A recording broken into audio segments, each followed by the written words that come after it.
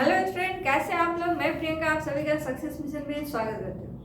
आज का जो आपका सेट है वो आपका 25 जनवरी 2023 का है। जैसा कि आप जानते हैं कि मैं सभी सेट जो है आपका 2022 और 23 में जो भी ऑनलाइन एग्जाम हुए हैं वो सभी मैं आप लोगों को प्रैक्टिस करवा रही हूँ, एनालिसिस करवा रही हूँ। ठीक है, तो आज का जो सेट है वो 25 जनवरी का है और आज बाल विकास इसमें होगा, CDP होगा। ठीक है, उसके बाद इसमें मैथ और हिंदी और EVS भी होगा। ठीक है, तो आज हम लोग CDP के जो है 30 क्वेश्चन इसमें देखने वाले हैं। तो जो भी स्टूडेंट हमारे चैनल पे नए हैं हमारे चैनल को सब्सक्राइब कर लीजिए और अपने दोस्त लोगों तक भी ज़्यादा से ज़्यादा शेयर कीजिए। ठीक है, ताकि वो लोग भी इसका लाभ उठा सकें। चलिए तो सेशन स्टार्ट करते हैं। इसमें पहला सवाल है, ठीक है, पहला सवाल है आपका कि डैश स्थूलगामक कौशल का उदाहरण है। अब स्थूलगामक कौशल क्या होता है, तो ग्रॉस मोटर स्किल। इसमें क्या होता है, जैसे ऑप्शन दिया है भागना, पकड़ना, आड़ी तिरछी रेखाएं खींचना, निचोड़ना।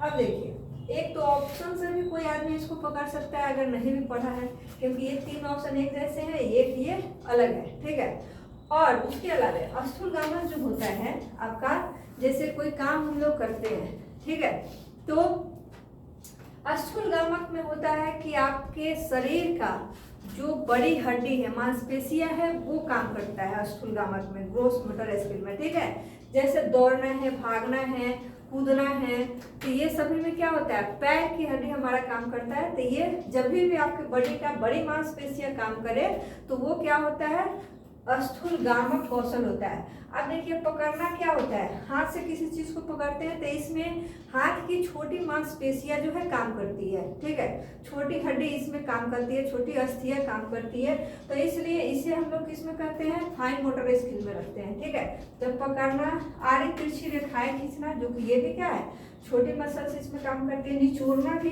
हाथ से होता है, जबकि भागना, दौड़ना, ये सभी क्या है आपका स्थूलगामक कौशल का एग्जाम्पल आता है। इसमें हम लोग पैर का यूज करते हैं। ठीक है, चलिए अगला सवाल है, अधिकतर बच्चे पेन पकड़ना सीखने से पहले गिलास पकड़ना सीख लेते हैं, तो विकास का कौन सा सिद्धांत इस विशेष दिशा का वर्णन करता है।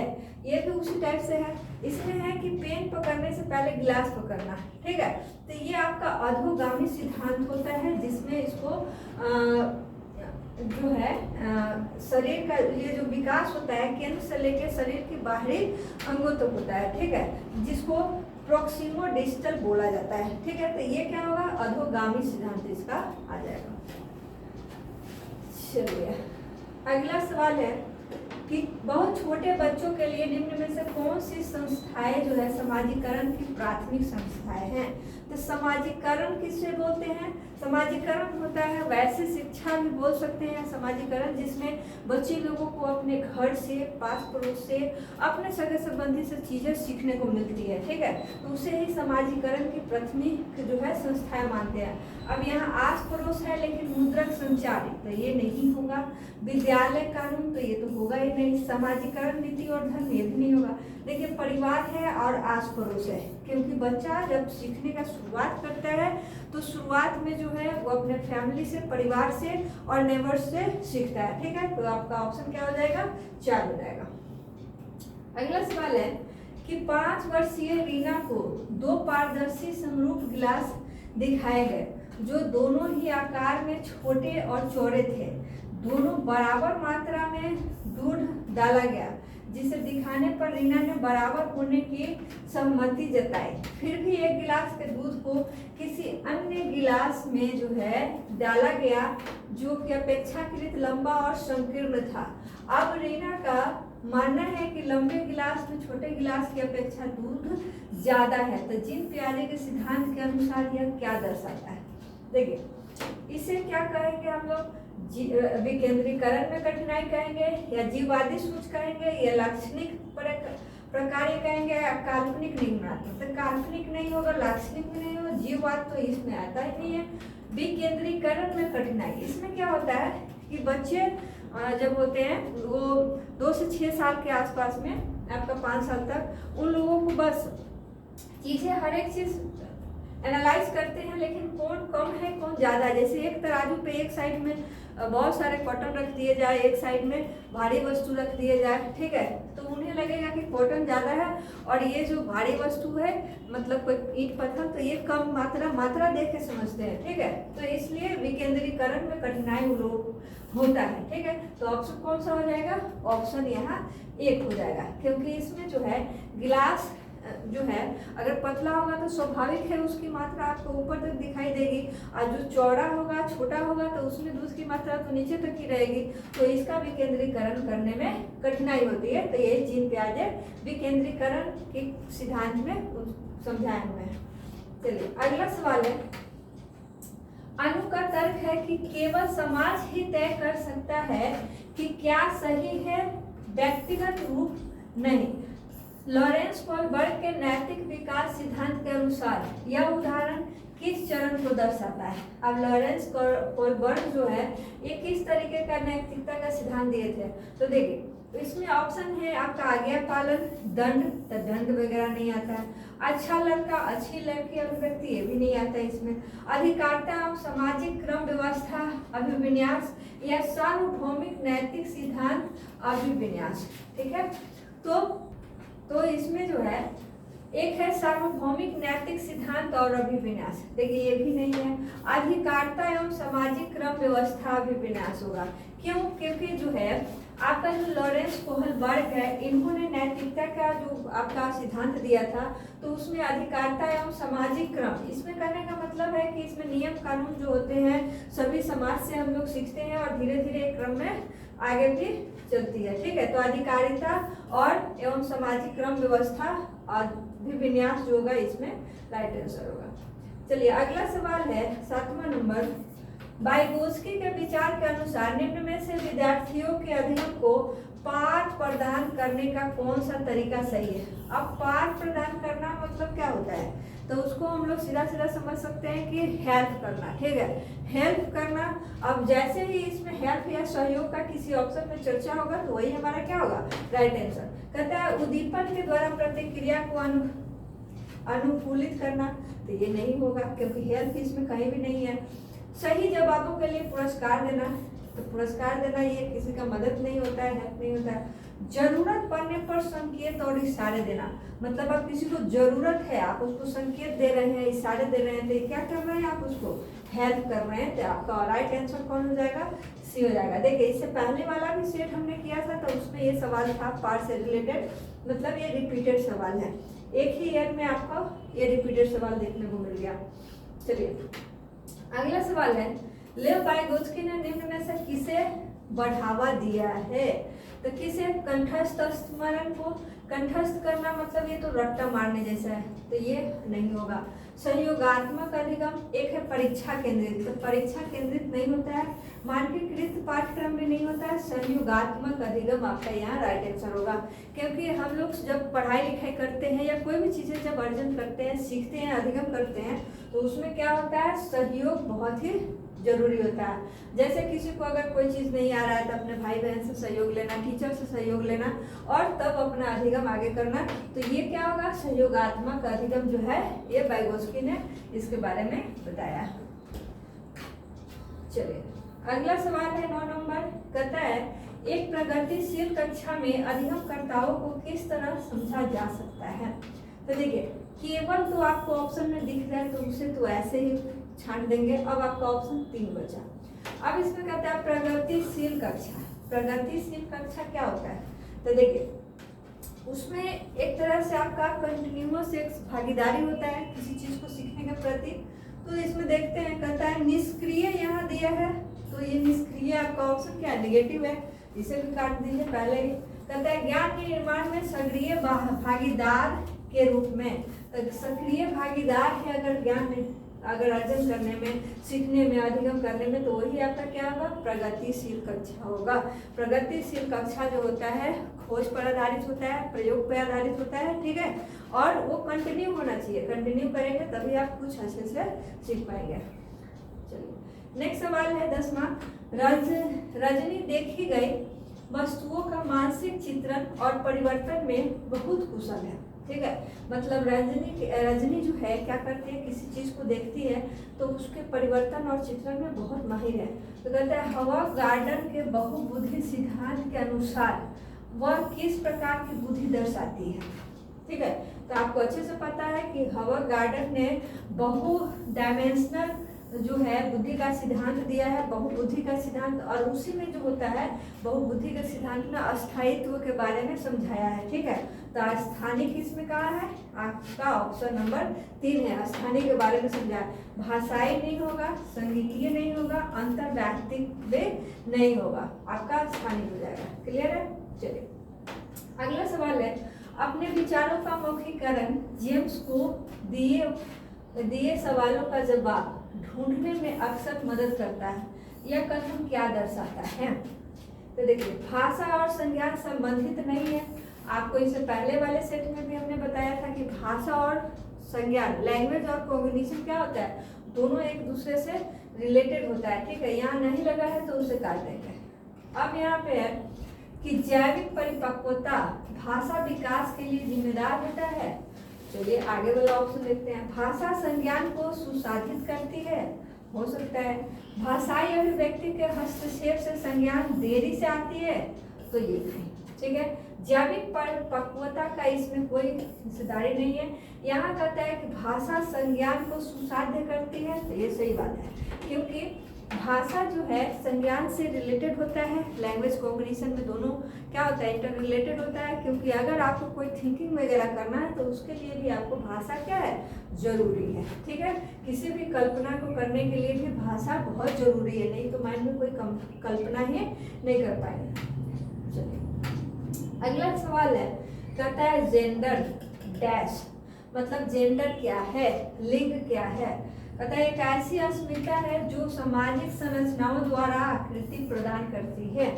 देखिए तो जेंडर तो एक सीधी सी बात है कि वो हमारे समाज की एक क्या है, कुरीति है, जिसमें ये माना जाता है कि लड़कियां घर का काम करें और लड़के जो है घर से बाहर का काम करें। ठीक है, लड़कियां को शिक्षा के योग्य नहीं माना जाता है, लड़के लोगों को शिक्षा का योग्य माना जाता है, और भी बहुत सारे डिफरेंसेस है इनके। ठीक है, तो ये जो होता है आपका पहला ऑप्शन ही इसमें राइट आंसर है। कहते हैं सामाजिक संरचनाओं द्वारा क्या है, आकृति प्रदान की गई है, मतलब हमारे सोसाइटी में जैसे चलते आ रहे हैं वैसे वो आगे भी चलती है। ठीक, तो ये होता है जेंडर में।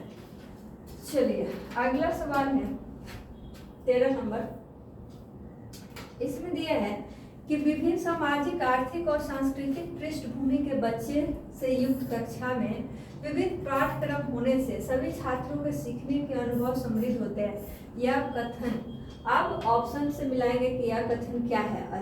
मतलब अगर समृद्ध होता है तो क्या यह कथन सही है या गलत है। ठीक है, तो गलत वाला तो हटा ही लीजिए। क्यों? क्योंकि एक ही कक्षा में अगर अलग अलग टाइप के स्टूडेंट होंगे, अच्छे पढ़ने में, कमज़ोर पढ़ने में, कोई किसी को आर्ट में अच्छा आ रहा है, कोई मतलब अलग अलग चीज़ों को अगर सीखने में कोई माहिर है और जिसको नहीं आ रहा है तो वो उससे देख करके सीखता भी है। ठीक है, तो क्लास में क्या होगा, सभी उससे प्रभावित होंगे और सीखेंगे भी। तो यहाँ है कि ये बात तो सही है। उसके बाद है कि क्योंकि बच्चे अपने साथियों से कई कौशल सीखते हैं, तो ये क्या होगा, पहला ही आपका राइट आंसर होगा, क्योंकि बच्चे अपने साथियों से, पीर ग्रुप से, कक्षा के साथियों से, ये सभी से बहुत प्रभावित होते हैं और सीखते हैं। तो आंसर आपका पहला ऑप्शन। चलिए अगला सवाल है यहाँ, अधिगम के लिए मूल्यांकन किस प्रकार का होना चाहिए।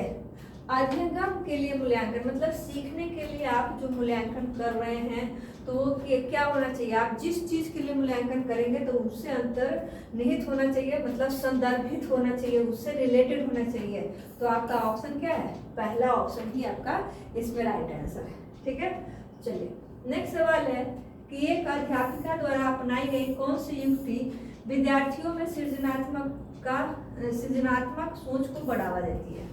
सृजनात्मक सोच जो होता है, क्रिएटिविटी जो होती है, वो नए नए चीज़ों को सीखने के लिए प्रेरित करती है।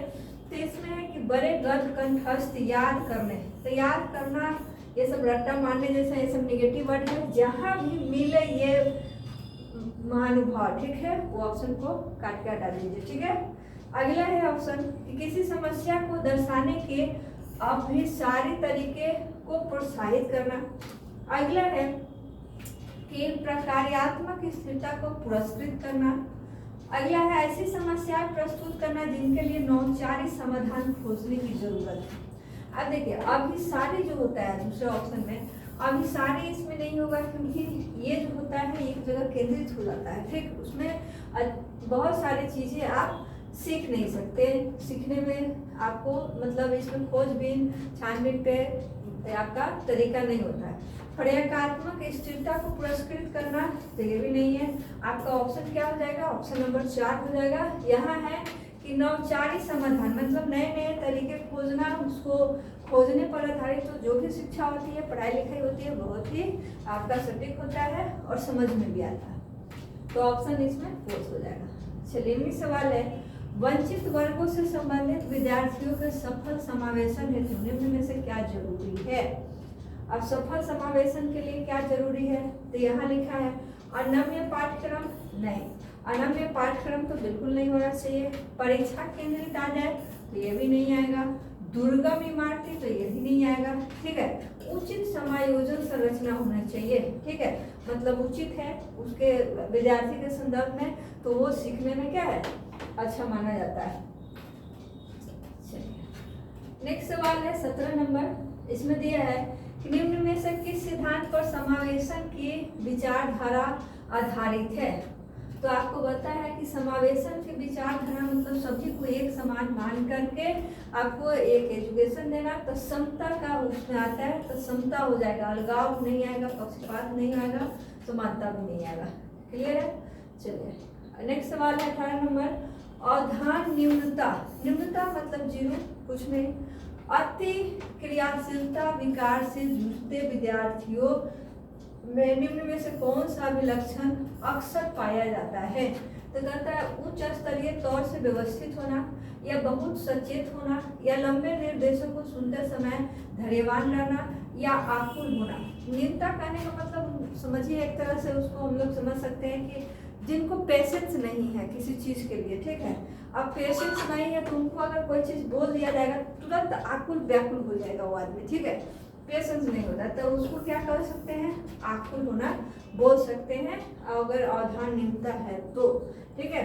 चलिए नेक्स्ट सवाल है, सृजनात्मक विद्यार्थी के बारे में निम्न में से क्या सही है। सृजनात्मक विद्यार्थी के बारे में आप देखिए वे कार्य को समझने में काफी समय लेते हैं, नहीं, जो सृजनात्मक विद्यार्थी होती हैं वो क्या है किसी भी कार्य को समझने में बहुत कम समय लेते हैं। वे नवीन और मूल विचार सुझाते हैं, या वे अपने सहपाठियों के मुकाबले संज्ञानात्मक विकास में पिछड़े होते हैं। तो पिछड़े तो होते ही नहीं है। अब है कि उन्हें विषय वस्तु को समझने में काफी मेहनत करनी होती है, नहीं, उन्हें विषय वस्तु को समझने में बहुत कम मेहनत करनी पड़ती है। तो हमारा यहाँ ऑप्शन कौन हो जाएगा, ऑप्शन 2 हो जाएगा, क्योंकि नवीन और मूल विचार उन्हें सुझाती है, ठीक है। चलिए नेक्स्ट सवाल है 20 नंबर। स्वालीनता कई प्रकार के क्षेत्र में चुनौती पैदा करती है, फिर भी स्वालीनता से जूझते विद्यार्थियों में निम्न में से कौन सा सामर्थ्य होता है जिसका अध्यापिका जो है सदुपयोग कर सकती है। तथा व्यापक तथ्यात्मक जानकारी का प्रतिधारण करना।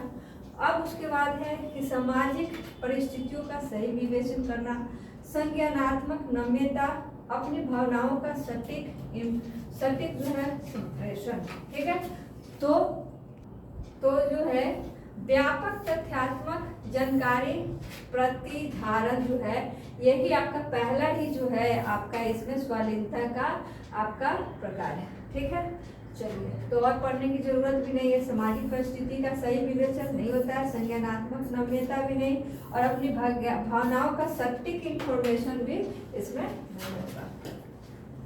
नेक्स्ट सवाल है कि विद्यार्थियों में प्रभावशाली एवं अर्थपूर्ण अधिगम को बढ़ावा देने के लिए एक अध्यापिका को किस पर बल देना चाहिए। मतलब आप पढ़ा लिखा रहे हैं तो आपका पढ़ाई जो है किस तरह से इम्प्रेसिव होना चाहिए, उसके लिए क्या करेंगे।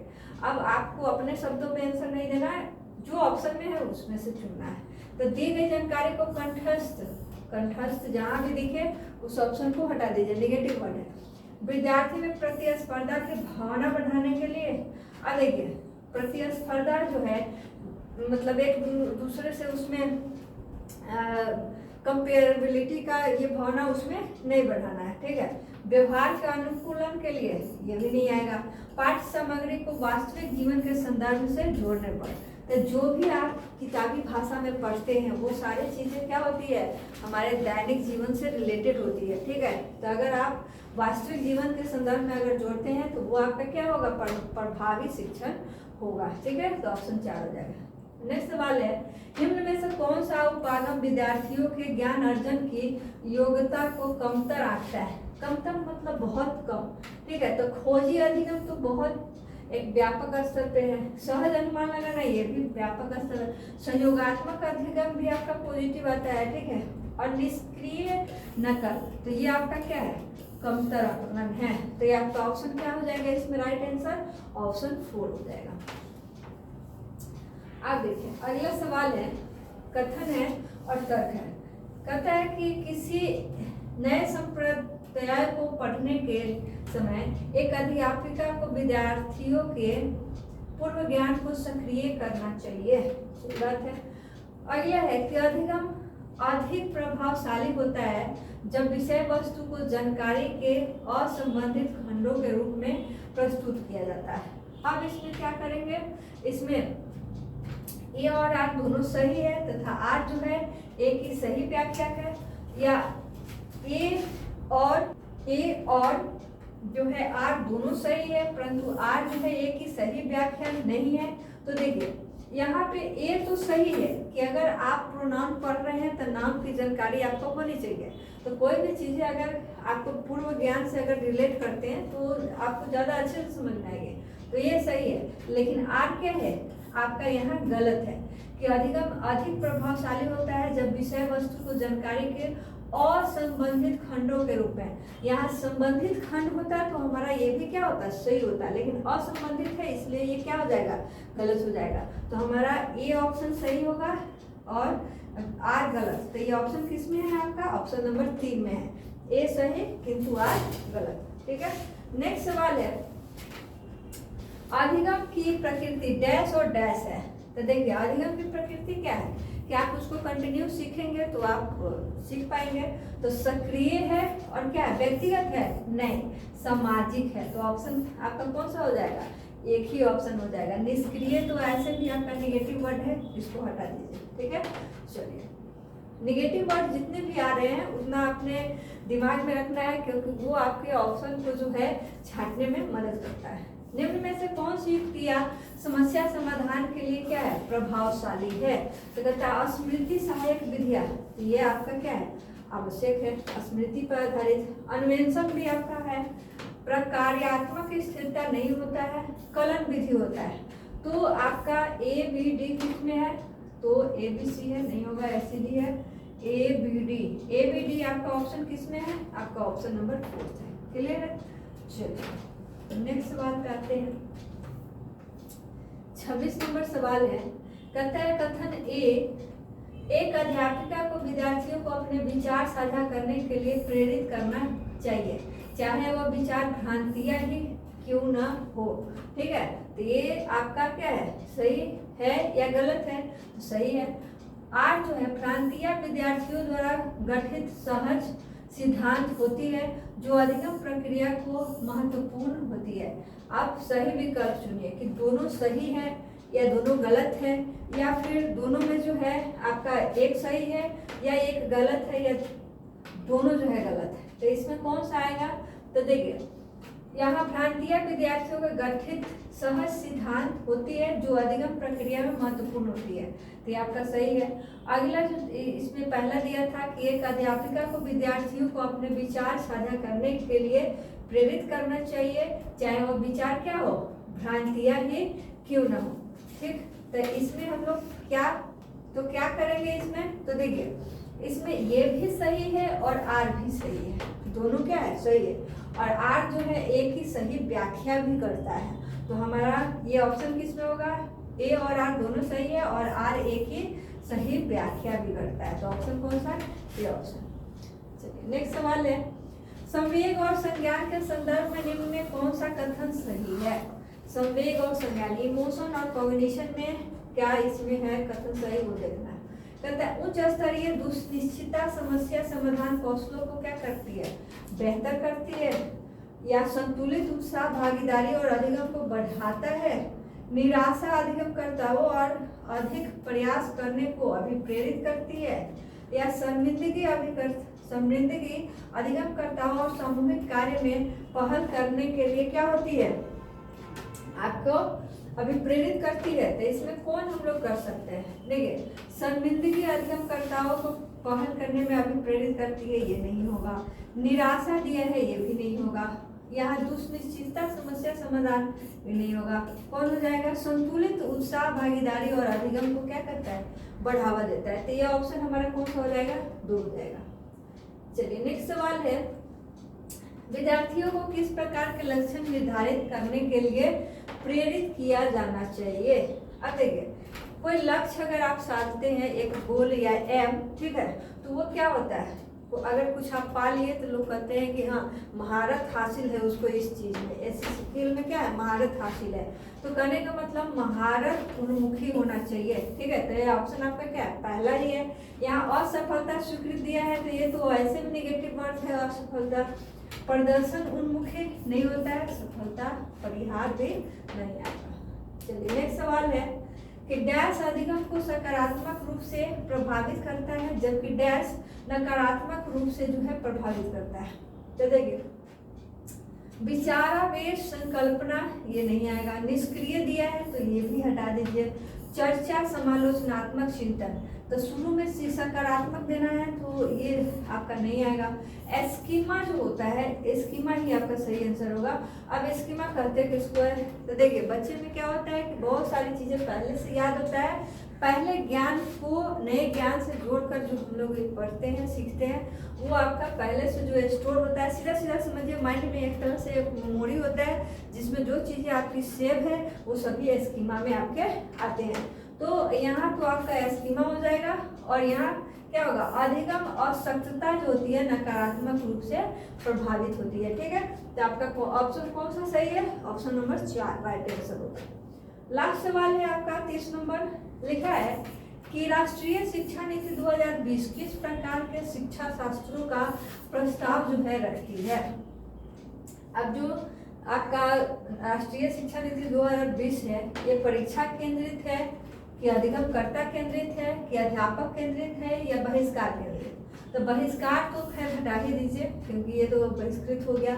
अध्यापक केंद्रित तो वैसे भी कोई शिक्षा नहीं है, ठीक है। शिक्षा कैसा होना चाहिए, चाइल्ड सेंटर्ड होना चाहिए, अधिगमकर्ता केंद्रित होना चाहिए, क्योंकि बच्चे सीखते हैं पढ़ते हैं तो चाइल्ड सेंटर्ड होनी चाहिए, उसी को हम लोग अधिगमकर्ता केंद्रित बोलते हैं। तो वो ऑप्शन 3 में है। परीक्षा केंद्रित भी आपका नहीं होना चाहिए कि अच्छे अच्छे से सिर्फ परीक्षा ही लेना है, पढ़ाई लिखाई कुछ नहीं, ठीक है। तो इसमें ऑप्शन हमारा क्या हो जाएगा, तीसरा हो जाएगा, अधिगमकर्ता केंद्रित हो जाएगा। ये था आपके CDP के 30 सवाल, ठीक है। फिर हम लोग इसके मैथ्स के और भी सेशन है वो सभी हम लोग करेंगे, ठीक है। तो मिलते हैं फिर अगले सेशन में।